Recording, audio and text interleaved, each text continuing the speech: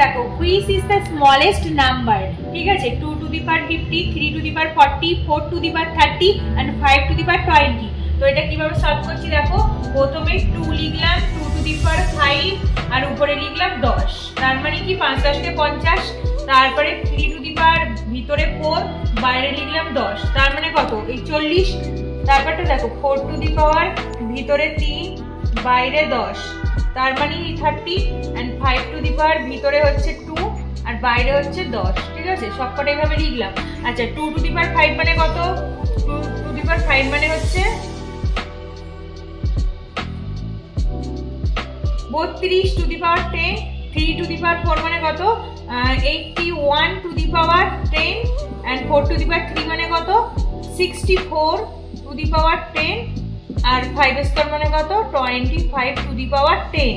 তাহলে সবকটার মাথায় 10, এটা সেম, ভিতরের সংখ্যাগুলো ভেঙে নিয়েছি দেখো 32 81 64 25।